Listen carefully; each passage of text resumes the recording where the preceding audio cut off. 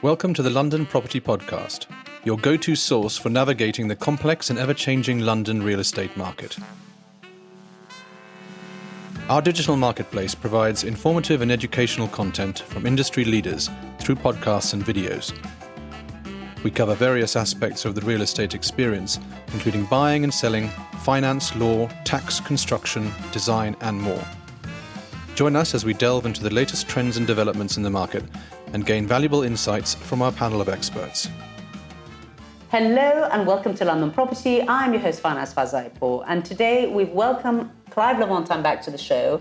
And as an expert in Landlord and Tenant Act, today we'd like to pick his brain about the Renters Reform Bill. Indeed. There are so many things that are scaring people away from investing in rentals. I'm going blue in the face trying to convince people to hang in there for the medium long term. Don't give up on the UK. You know, we're going to make it happen. But this was just another nail in the coffin. So can you tell us about the good, the bad and the ugly when it comes to the Rental Reform Bill? Before I talk about it, thank you for inviting me back.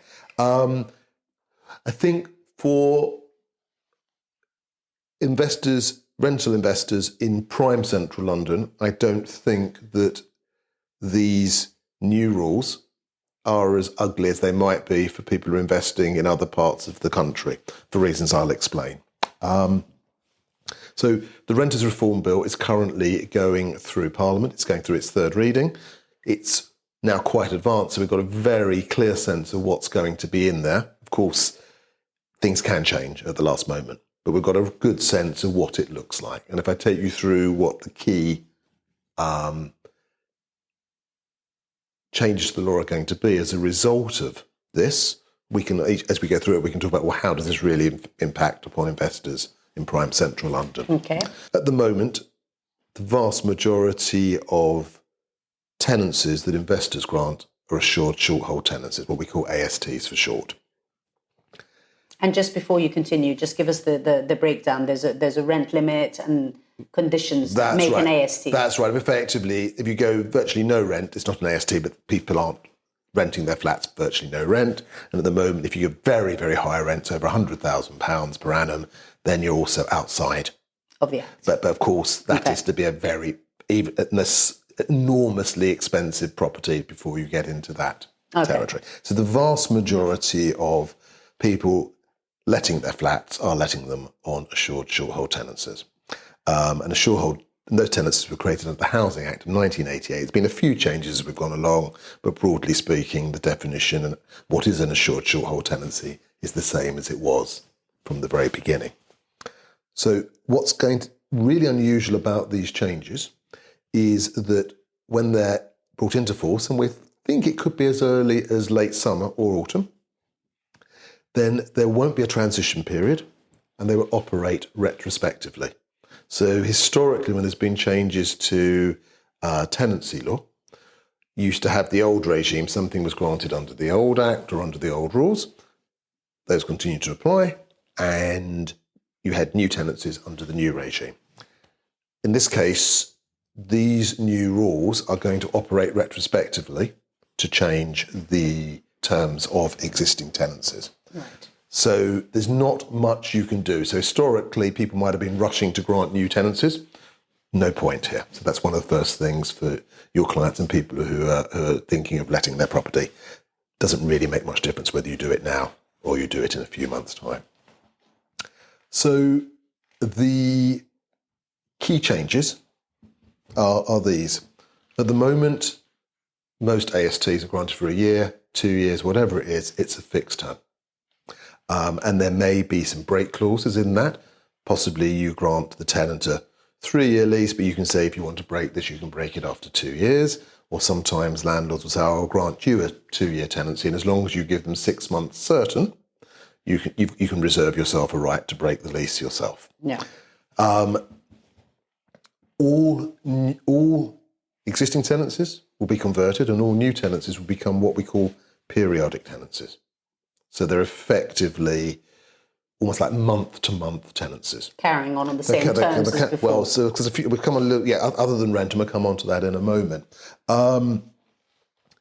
What this effectively means is that there won't be a fixed term.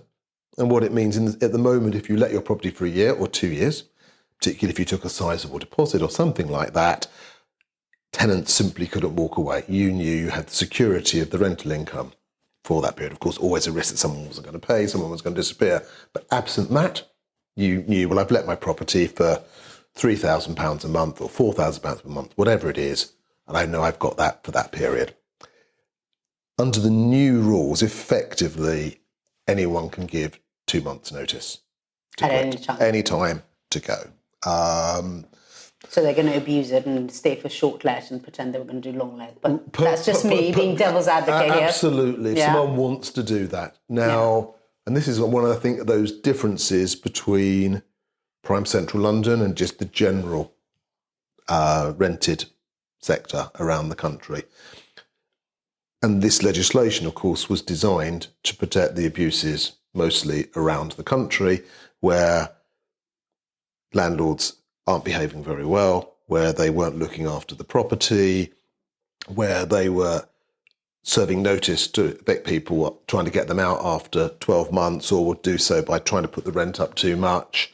Whereas the investment market in prime central London was pretty much the nature of the properties is they're looked after to start with. Of course, there are exceptions to that rule, but on the whole, the properties are in good condition.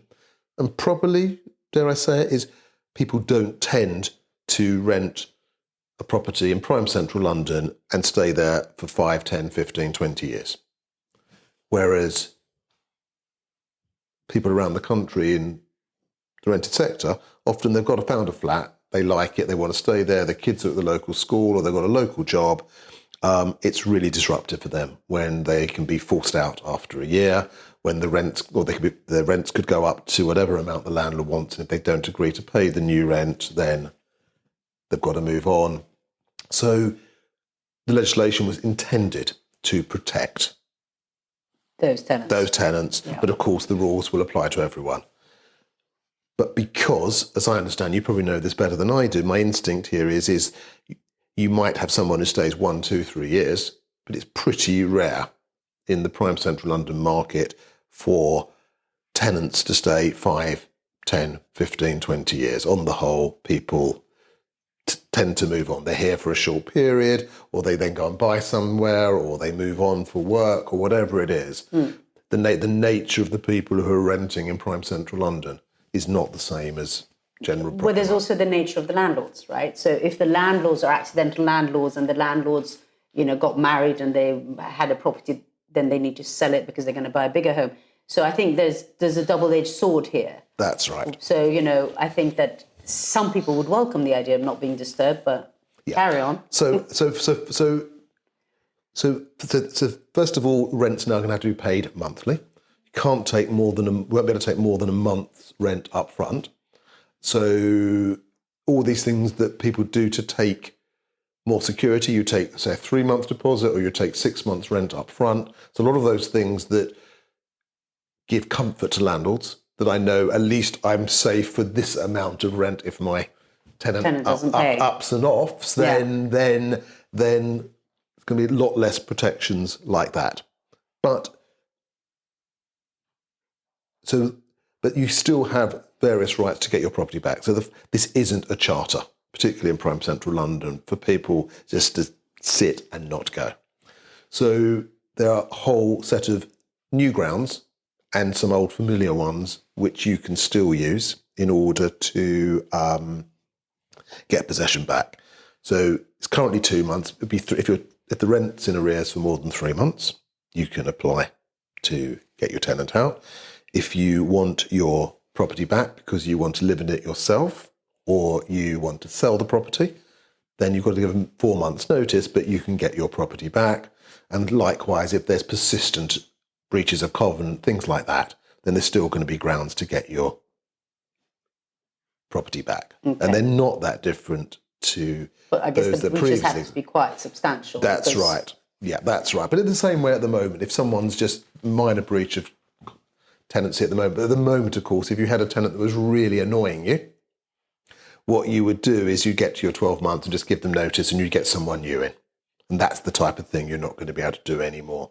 So that is where the balance is being changed. Practicing mindfulness. Absolutely. So sad indeed. So the question then, and the big second question is, well, how does this affect my rent?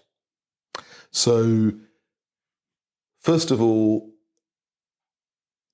you're not going to be able, the idea is if you market a property at a rent and someone comes and offers you more, that's not quite clear whether that's going to come into force yet, but there's a possibility once you've marketed, effectively you can't have gazumping. So I've offered it for £1,000 a month, then you're not going to be able to then let it for more than £1,000 a month. The real issue though is going to be, at the moment, you grant the tenancy for 12 months, and then you'd go back at the end of it and say, I want to put the rent up to X, and if the tenant didn't agree, you'd say, in which case then, here's your 2 months notice under the current rule. I want the place back when I already let it at more. Now you're not going to be able to do that. What you are going to be able to do is once a year, you're going to be able to serve notice on your tenant to say, I want to increase the rent to open market rent. If the tenant disputes, that is the open market rent, they will have an ability to apply to the first tier tribunal, the FTT, to have that rent determined. Right. So, whereas at the moment, you would say this is the rent, they don't want to pay. We say, well, you might negotiate, but if they don't agree, you know you can get your property back fairly quickly, and then you would try to let it at the higher price, a higher rent if you think you can get it. You're not going to be able to do that. And as the way it's currently drafted at the moment as well, there's a possibility there's going to be a real incentive for tenants to, even if they think that is the market rent, there might well be an incentive for them to say, well, I'll go to the tribunal to have this determined, because the way it's looking at the moment is that you've been there for a year, here's your notice to increase the rent. If the tenant then applies to the tribunal, we don't know how long the tribunal will take to determine that. The government are talking about, well, we'll set up new systems to make this work quickly, but we all know that often doesn't happen. Then probably would have been fair to say that whenever the rent is determined, it should operate retrospectively back to the 12 months. So, but at the moment, the way things are drafted, it's looked as if the new rent will only come into force when it's determined by the tribunal. So if a landlord waits to 12 months, serves the notice, I want to put your rent up by this amount, even if it transpires to be fair and reasonable, it might take X many months to get to the point where that's determined and they can start charging the new rent. So that does make it more difficult for landlords to increase the rent. Okay, Clive, I'm waiting for the good news. Okay. So far, all we've heard is bad news. Okay. But yeah, well, I think the good news... This doesn't take into consideration the fact that, most landlords are paying 30% more in their mortgages, and with all the best will in the world, you might actually just get chucked out by the bank when you've refused all these things and you've gone to the tribunal. I'll tell you what the good news is. Yeah. I mean, you might think this isn't good news. Yeah. But first of all, you're going to be able to charge market rent. So if market rents are generally increasing, then you're going to be able to increase your rent. It might take a bit longer, it might take a bit of time and effort to get the rent increased. The corollary of that, of course, is that because of all of these issues, is there going to be, because some landlords are not just going to be able to say, well, I'll take my property back, I'm just going to put the rent up to that, because there's such demand in the market at certain times that I knew I could get a lot more rent. Now that what is perceived and actually fixed as the market rent might be a fraction less than people would be hoping to achieve. But, and I think this is important, is because the prime central London market is more fluid, people move on. This is a real issue for investors who have historically either sought to increase rents annually by quite a lot and people have been willing to pay it, and if they haven't, they've got their property back and can increase it. But those are people who are often had tenants who only move because they're forced out effectively by their landlord putting up the rent to a sum they couldn't achieve. Whereas in prime central London, as we've said, my experience of this is people tend to be much short-term anyway. So if you have a tenant who is only going to stay a year or 2 years, at the end of that, they vacate, then you can start by asking for a rent. If someone's willing to pay the rent you want to charge for your flat or house at that moment, you'll be able to charge it. So I don't think these new rules are going to have quite the same depreciating effect on rental income or rental investment values in prime central London. I think the nature of the market in prime central London is going to stop these new rules hurting as much as they might in other parts of the country if you're a investor. I'd say from your mouth to God's ears, because 25% of the stock that's on Rightmove at the moment is landlords leaving. And I know that some of the legislation change was deliberate, over the past 10 years to try and get institutional investors, get rid of the individual landlords so they can't deduct their interest payments from their income. So deliberately getting rid of the sort of accidental landlords, going more towards an institutional type model, which is fantastic. But how are you going to do that? How are you going to own 200 units in Kensington and Chelsea or Westminster? I appreciate that. I mean, I think for your listeners, obviously the people listening to this podcast will obviously be those who are investing or have invested and still invest. Yeah.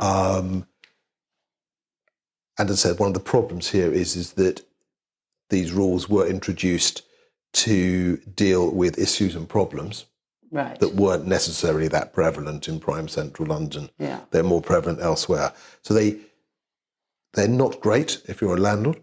They do impact on the way in which you can operate.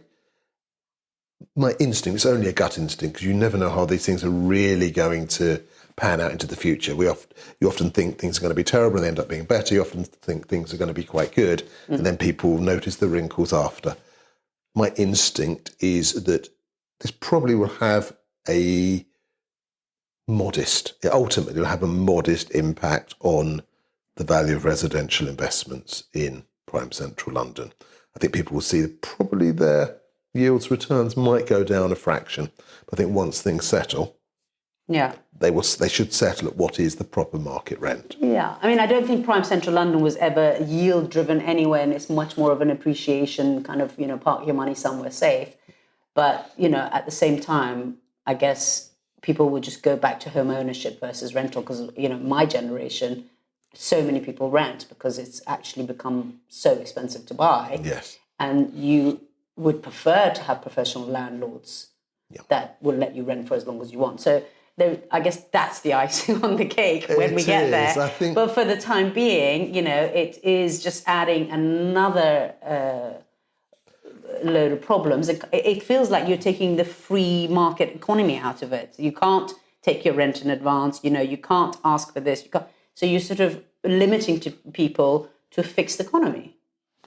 Absolutely, yeah. So put it this: it's not good. If you're a rental investment, you would obviously prefer not to have this new legislation. I think we need to see how it's going to pan. But I think it's very interesting. You talk about the institutional investors. Of course, in large parts of Europe, a lot of the rental sector will be landlords who own multiple units.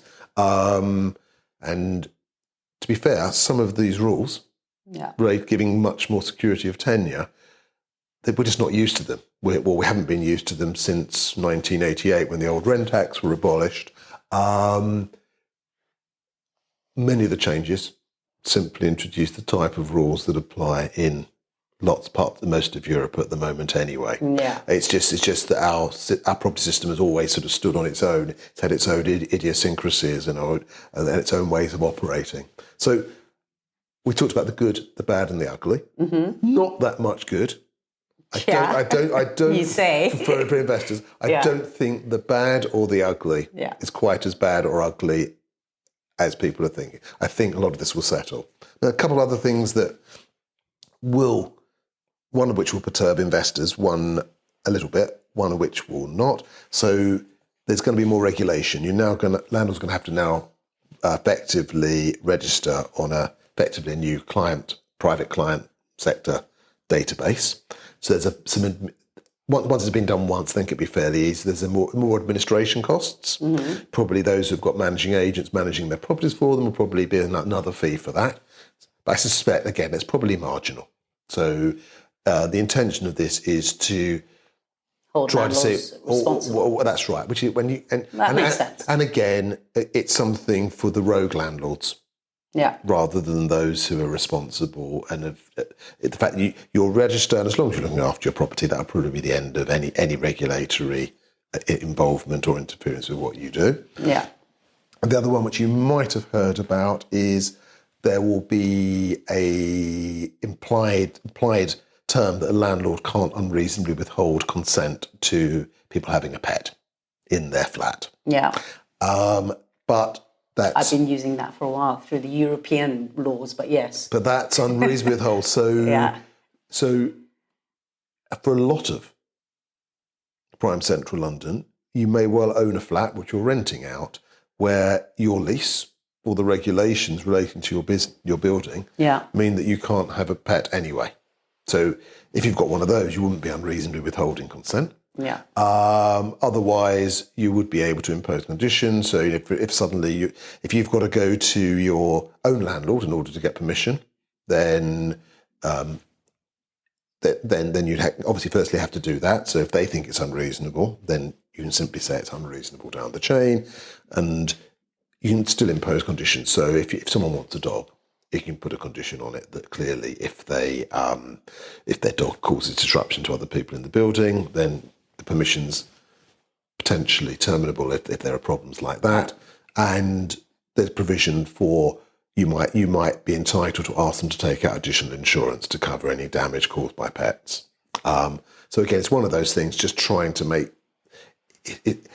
that's really not going to impact on someone's investment value.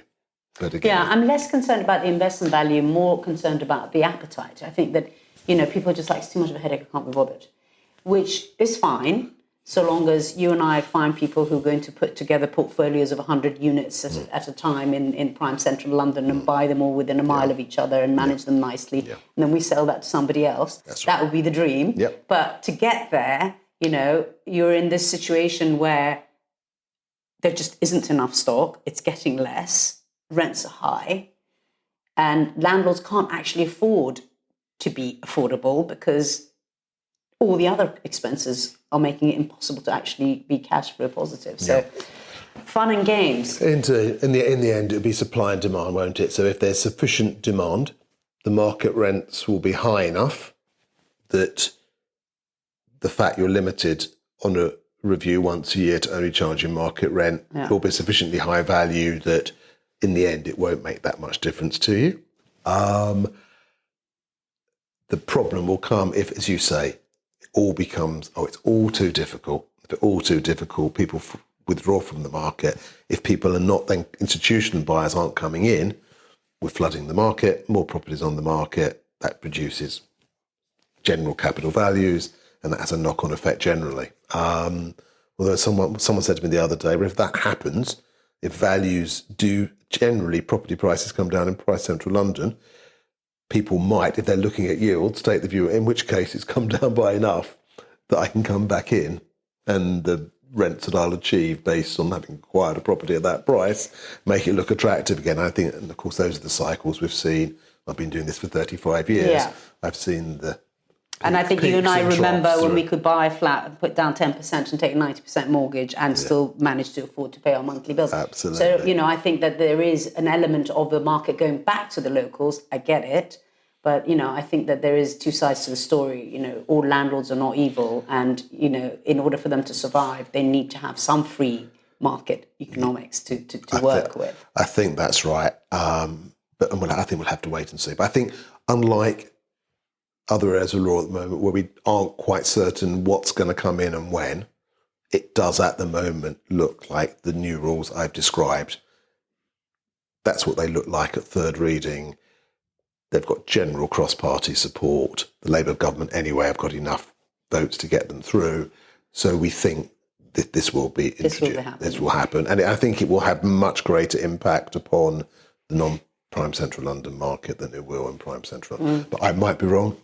Time will tell. Before thanking you and saying goodbye, you mentioned that landlords can't ask for rent more than monthly. Correct. Can a tenant pay the rent if they want to more than monthly? Just finding ways that the market will fix itself. No, I think So a tenant can't say, I want to pay you 12 months in advance? I'm sure, put it this, between the four walls of this podcast, I suspect that will still happen. Yeah. I haven't seen exactly how that is going to be phrased, but I think it will be unlawful for a landlord to accept rent on that basis. Oh, really? Yeah. So even if a tenant says, you know what, I want to pay you 12 monthly.